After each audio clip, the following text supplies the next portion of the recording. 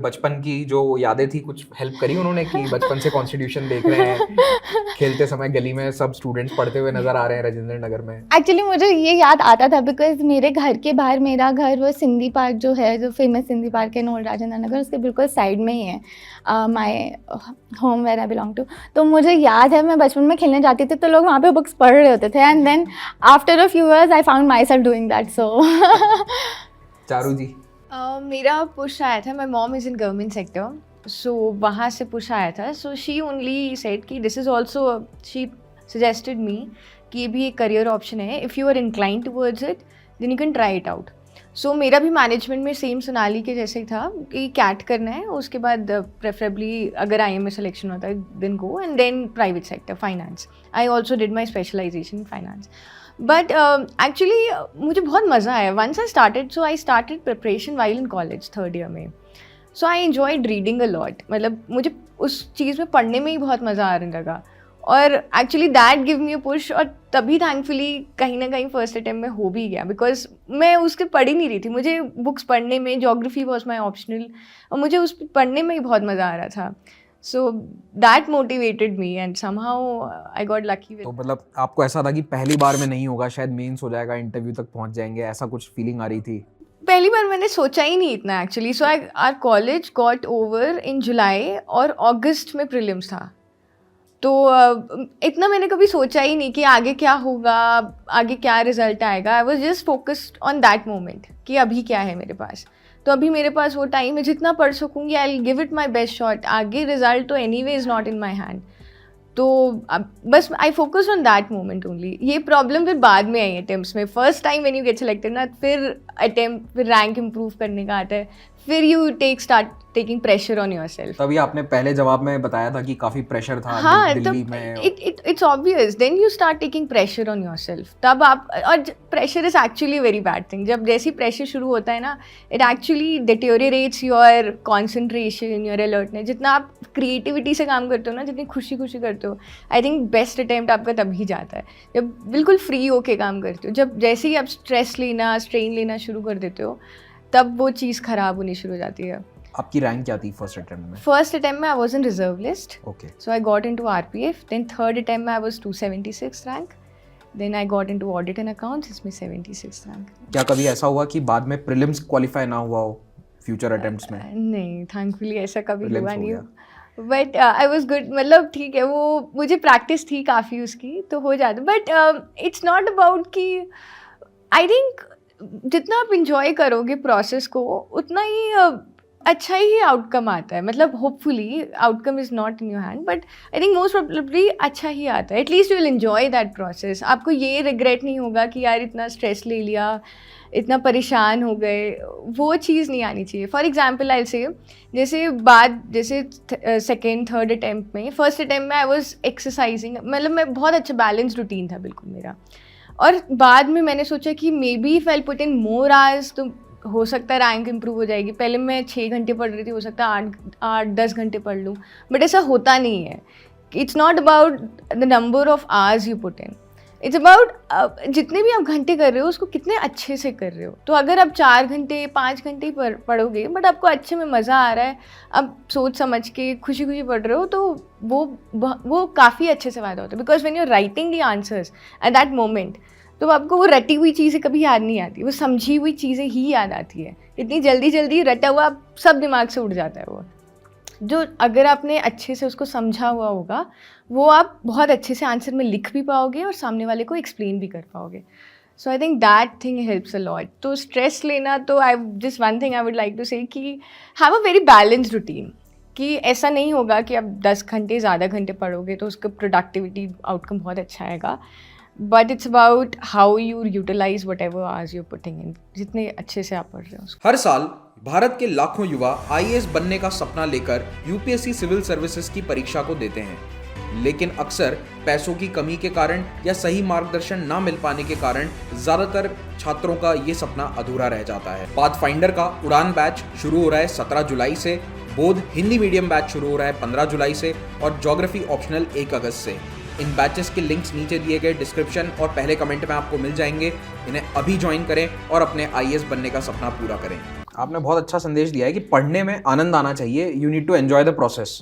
तो जब तक आप पढ़ाई को एक बहुत बड़े बोझ की तरह लेंगे यूपीएससी की प्रिपरेशन को, तो मुश्किलें आएंगी, अपने आप को आप स्ट्रेस दोगे। तो उससे अच्छा है कि इजी में पढ़ते रहिए और अच्छा मन लगा के पढ़ेंगे तो रिजल्ट भी अच्छा ही रहेगा। तो वन थिंग जब क्योंकि अब आप लोगों की जब इंट्रोडक्शन सर करा रहे थे एंड उसके बाद आप लोगों ने थोड़ी बहुत अपनी जर्नीज़ के बारे में बताया, एक चीज़ जो मुझे स्ट्राइक कर रही है इज़ दैट आप IIT से, आप IIM से, आप DU से, all of you are from very very established universities, very very good educational institutions. मगर एक बात ये भी है कि स्पेशली हमारे फीमेल एस्पिरेंट्स जितने भी हमें क्वेश्चन भेजते हैं, जो हमसे पूछते हैं, बहुत सारे जो देख भी रहे हैं, a lot of them don't get that opportunity to finally reach such great educational institutions. तो क्योंकि ये this entire series is also all about perspective, इसलिए मैं समझना चाहती हूँ आप हर एक से कि what do you think is the role of your institute in getting you your success जो आपको मिली है? Obviously मेहनत तो आप सब ने की है, obviously that's why you're here, but I want to understand कि एक institute का कितना हाथ रहता है in your preparation, success, and the ones, since you all are going to become future officers for our country, I want to understand कि अभी फ़िलहाल the situation जो है हमारी country में, how aware are you with that कि इसको लेके क्या हो सकता है? And like currently जितने भी female aspirants जो prepare कर रहे हैं, maybe not from the best educational institutes right now, उन सब के लिए what do you think? Do you think उनको ये challenge बहुत बड़ा challenge आने वाला है आगे जाके, or can you give some advice? Ma'am, तो सबसे पहले तो जो आपका फर्स्ट एस्पेक्ट था that all three of us are from good colleges and not many are, तो आई थिंक वहाँ पे एक तो आपको इनिशियल फाइट आई थिंक बहुत इम्पोर्टेंट होती है। जैसे मेरी फैमिली कभी चाहती नहीं थी कि मैं इंजीनियरिंग करूँ, तो दे वांटेड कि मैं डॉक्टर बन जाऊँ या कुछ और कर लूँ, something that I could may be pursue till the end of my life. And they were like, since मेरी फैमिली में किसी ने जॉब नहीं करी है, तो they did not really understand the importance of a girl doing engineering. But जब मैंने किया, JEE क्रैक किया, ओवर टाइम आई थिंक उनकी एक्सेप्टेंस बहुत बड़ी टाइम के साथ, एंड आई थिंक वो एक बहुत बड़ा फैक्टर था कि मैं सोच भी पाई सिविल सर्विसेज एग्ज़ाम देने का, बिकॉज कहीं ना कहीं एक थोड़ा सा कॉन्फिडेंस मुझ में भी और मेरे पेरेंट्स में भी मुझे लेकर आया था कि सिंस इसने एक कम्पिटिटिव एग्ज़ाम किया है तो आई थिंक ये कर सकती है। और उनका आई थिंक उनका जो स्पेक्ट्रम था दिमाग का या सोच का, वो बहुत ब्रॉडन हुआ था ओवर टाइम। क्यों मेरी जर्नी उन्होंने मेरे साथ लिव करी है, तो जैसे जैसे मेरे एक्सपीरियंसेस ब्रॉडन हुए वैसे वैसे उनके भी हुए, उनका एक्सेप्टेंस बढ़ा। एंड आई थिंक उनका जो मुझ में कॉन्फिडेंस था वो सबसे बड़ी चीज़ है जो मेरी इंस्टीट्यूशन ने मुझे दी है। अगर आई थिंक मैं एक अच्छे कॉलेज से ना होती, शायद इतना कॉन्फिडेंस मुझ में या मेरे फैमिली में भी ना होता मेरी जर्नी को लेके। ये मेरा 4th अटैम्प्ट था, तो I had to pursue till a lot यहाँ तक पहुँचने के लिए। सेकेंडली तो स्पेसिफिकली मेरे लिए थोड़ा सा मिक्स्ड रहा है कंट्रीब्यूशन, इन द सेंस कि जब जो मेरा फर्स्ट अटैम्प्ट था, आई थिंक वो मैंने एक सेंस ऑफ कॉम्प्लिसेंसी के साथ दिया था। मुझे लगता था कि सिंस मैंने एक कम्पिटिटिव एग्ज़ाम पहले क्रैक किया है, मुझे एक्सपीरियंस है, तो मैं कर पाऊँगी। मैं फर्स्ट अटैम्प्ट थोड़ा सा कैजुअली ले रही थी, एंड समहाउ मेरा प्रीलिम्स फर्स्ट अटैम्प्ट में हो गया, तो वो कॉम्प्लिसेंसी आई थिंक रीअश्योर हो गई उसकी वजह से। एंड फिर मेंस के लिए थोड़ा मैंने एफर्ट किया, मेंस नहीं क्लियर हुआ, सेकेंड अटैम्प्ट में मेरा प्रीलिम्स भी क्लियर नहीं हुआ। एंड आई थिंक वो एक बहुत बड़ा रियलिटी चेक था जो जिसकी मुझे ज़रूरत थी टू टेल मी कि आपने इससे पहले जो भी किया है नहीं किया है, this exam is a level playing field, you have to work hard to get through. I mean, there's nothing else that you can do. Only hard work will get you through. Obviously, smart work and hard work. तो I think जो मेरी real journey थी इस exam की, वो third attempt से ही start हुई थी, जब वो सेकेंड अटैम्प्ट का प्रीलिम्स का फेलियर और बहुत सारे लेसन्स मैं साथ लेके जा रही थी। तो आई थिंक ये जो थर्ड और फोर्थ अटैम्प्ट थे, इनमें मैंने सारे बायसेस, कॉम्प्लिसेंसीज हटा के अपना बेस्ट दिया था। तो ये एक थोड़ा सा नेगेटिव रोल था कि मैं एक सेंस ऑफ कॉम्प्लिसेंसी के साथ आ रही थी, and positive role I think ये था कि कॉन्फिडेंस था। प्लस आई थिंक मेरे पास एक नेटवर्क था, मैं अपने सीनियर्स जिन्होंने ये एग्ज़ाम पहले किया था क्लियर मेरे ही कॉलेज से, उनको मैं अप्रोच कर पा रही थी। तो थोड़ा सा guidance, and plus I think अगर आप किसी ऐसे इंसान से बात कर लो जिसने किया है, थोड़ा सा कॉन्फिडेंस बढ़ता है। तो ये मिक्स्ड बैग ऑफ एक्सपीरियंसेस था मेरे कॉलेज को लेके। तो आपकी इनिशियल फाइट वाली बात मुझे बहुत अच्छी लगी। ये सभी एस्पिरेंट्स के लिए एक बहुत अच्छा मैसेज है यहाँ पर कि आप कुछ थोड़ा बहुत प्रूव करके दिखाइए अपने पेरेंट्स को। अगर आप चाहते हैं कि वो आपको इतना पुश करें, आपको क्लासेस लेनी है या आपको यूपीएससी के लिए टाइम चाहिए, उनसे 1-2 साल 3 साल आप बोल रहे हैं, show them some result, maybe a small result. किसी भी एग्ज़ाम को आपने क्रैक किया है, किसी अच्छी यूनिवर्सिटी में दाखिला लिया है, वो उन्हें भी कॉन्फिडेंस देगा कि हाँ हमारा बच्चा या हमारी बच्ची कर सकती है। डेफिनेटली। यहाँ पे मैं एक छोटी सी बात ऐड करना चाहती हूँ। ऑल्दो हम एक्सपेक्ट करते हैं कि सब कुछ आइडियल हो, बट हम एक आइडियल वर्ल्ड में रहते नहीं हैं। तो बहुत सारे चेंजेस हम सोसाइटी से एक्सपेक्ट करते हैं, बट बहुत सारे हमें खुद में भी लाने होते हैं, सो दैट एक वर्चुअस साइकिल हम लोग इनिशिएट कर पाएँ, कुछ हम अच्छा करें, कुछ हमें गिव बैक किया जाए। तो I think that's how it works. Charu, इस बार आपसे। तो इंस्टीट्यूशन का तो हमेशा ही, not just college, even school का and even family is an institution itself, तो तीनों का ही बहुत रोल रहता है। स्कूल कॉलेज की बात करें तो I think discipline is one of the thing that help me a lot since school. मतलब एक वो क्वालिटी जो हो जाती है ना, जो that builds up you as a person. So this exam is not just a test of your knowledge, मतलब आपको कंसिस्टेंसी दिखानी होती है, आपको एक रूटीन मेंटेन करना होता है। And I think my school and college help me in that way. जैसे मेरा स्कूल भी पढ़ाई पे बहुत फोकस था, कॉलेज भी ऐसे ही था बिल्कुल ही, मतलब of course it help me to develop different dimensions of my personality, but still काफ़ी स्टूडियस वाले उसमें था। तो मेरा माहौल, आई थिंक मेरा फैमिली का भी स्कूल कॉलेज का माहौल वैसा ही रहा है। So I was naturally incline towards studies and that was the role that institutions played for me, कि एक वो डिसिप्लिन, कंसिस्टेंसी, ये सब नेचुरली आ गया। So I was never afraid of putting in studying so much या फिर ज़्यादा मेहनत करनी है, तो वो कभी डर नहीं आया उस वजह से। तो वहाँ पे इंस्टीट्यूशंस का काफ़ी अच्छा रोल रहा। बट रिगार्डलेस ऑफ दैट, अगर I think of course they help a lot, but even if अगर आपको लग रहा है कि अगर आपका इंस्टीट्यूशन अच्छा नहीं भी है, कॉलेज इतना भी पॉपुलर वो नहीं है, तब भी if you are passionate about it then just go for it. ऐसा कुछ नहीं है, इट्स नॉट रॉकेट साइंस कि आप बहुत ज़्यादा कुछ टेक्निकल वो कर रहे हो, it's all general stuff, it's more analytical stuff. Ultimately it's on you how you use that, और it's मतलब आप आसपास उसको देख रहे हो, बस आपको उसको एनालिसिस क्रिटिकली देखना है कि वो चीज़ें कैसे एप्लीकेबल होंगी, हम उसको कैसे इम्प्रूव कर सकते हैं। It's all about that. So regardless of that institution, कहीं आप कहीं गांव से या Tier 2 Tier 1 टाउन से कहीं से भी पढ़ के आ रहे हो, बट इफ़ यू बिलीव कि आपको एक्चुअली में वो काम करना है, then you should just give it all. और अब ऑब्जर्व करो आसपास चीज़ें कैसे देख रहे हो। कोई भी चीज़ जैसे एग्रीकल्चर है, टाउन्स है, अर्बन प्लानिंग, आप उसको एक्चुअली में यू लिव दैट एक्सपीरियंस, और वो फिर अपने आंसर्स में या उसमें थोड़ा इनलिवन करने की कोशिश करो, डालने की कोशिश करो। So regardless of that I would say just you have to use your own skills. वो it's more a test of your own self rather than your institute. Ma'am, I think institutes का, as everyone mentioned, कि important role तो है ही। तो having given 2 competitive exams cleared, तो confidence तो था कि कहीं ना कहीं कि अगर मेहनत की जाए तो ये वाला एग्ज़ाम भी I can do it।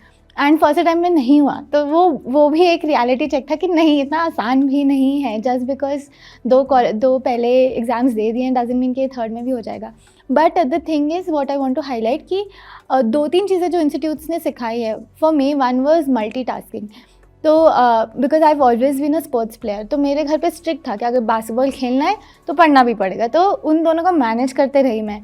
Even in college जब अगर आउट स्टेशन टूर्नामेंट जाना है तो फिर CGPA भी लानी है, नहीं तो पेरेंट्स नहीं जाने देंगे।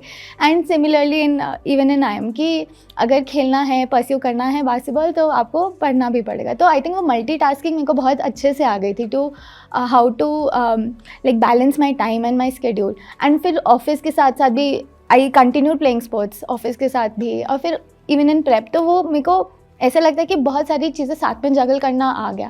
That help me rather than कि यहाँ से पढ़ा, इतना मार्क्स आया या वो आया, उससे फ़र्क नहीं पड़ता। या मैंने कॉलेज में ये सब्जेक्ट पढ़ा तो वो कहीं रिलेट हो गया, तो क्योंकि कुछ भी रिलेटेड था नहीं मेरे लिए। मेरा ऑप्शनल एक ह्यूमैनिटीज़ ऑप्शनल था, ज्योग्राफी था, और मेरा बैकग्राउंड इंजीनियरिंग और मैनेजमेंट है, तो मेरा ऑप्शनल भी बिल्कुल ही अलग था। तो कोई it was a level playing field उस हिसाब से। The only thing that institute can give you, जैसे मैंने आपको बताया कि मल्टीटास्किंग मुझे बहुत अच्छे से आ गई थी, मेरे को टाइम मैनेजमेंट करना आ गया था।